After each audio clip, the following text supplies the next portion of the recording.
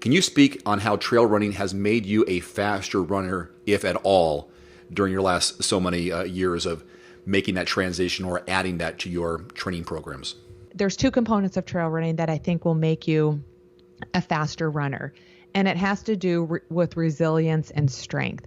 Most trails provide hills.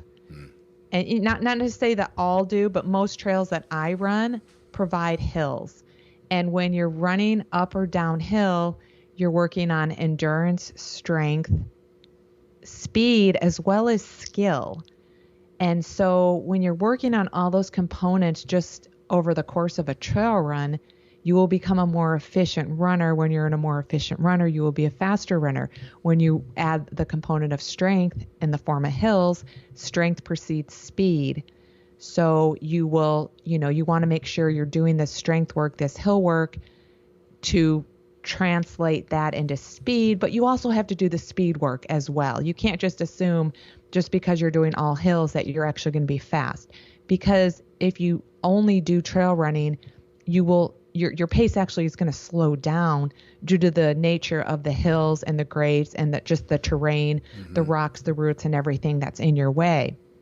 And so it's not simply, run trails and obviously get faster, but the components that trail running provides will make you faster, as well as I'm just able to run more on the softer surface of trail running. And so being able to run more has made me a more efficient runner, and I'm less likely to get injured because I'm not pounding the pavement.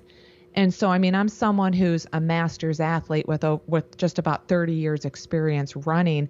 That's a lot on my body right now.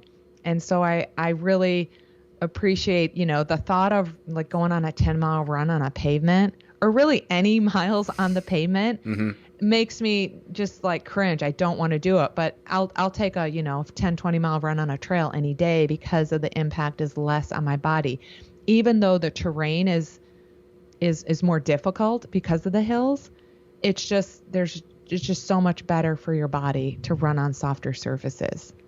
And again, I just want to stress strength precedes speed.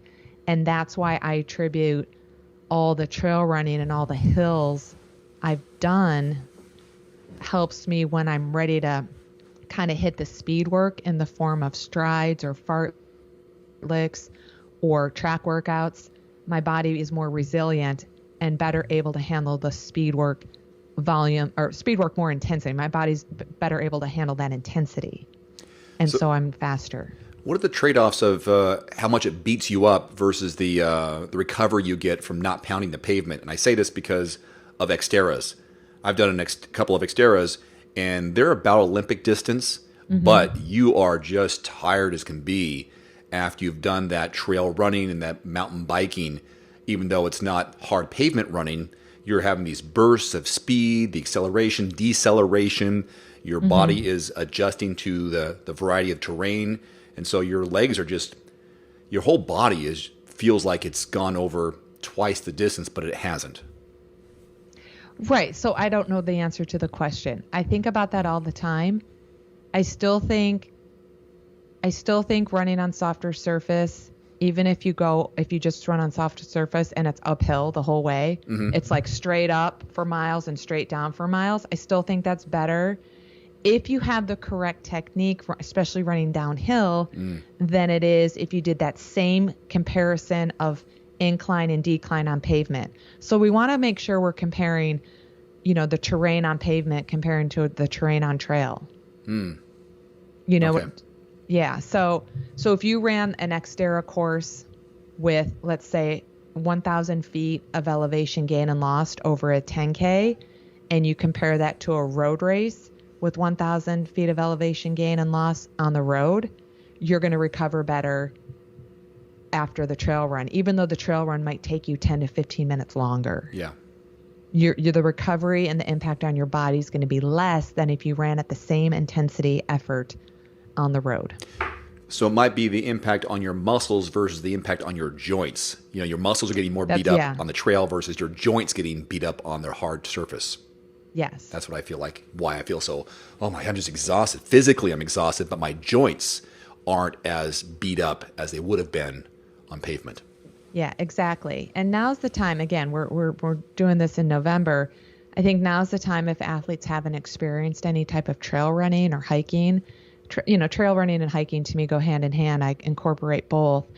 Now's the time to try it out and start it. To see there's just so many more benefits.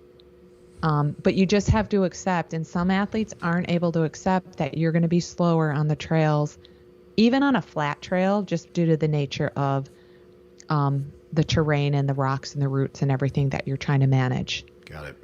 Is going to be a little bit slower. So if you can accept that you're going to be slower, don't do distance, just really go for time. Because a 1 hour trail run, you might do 4 or 5 miles, compared to a 1 hour road run, you might do 5 to 7 miles. Got it.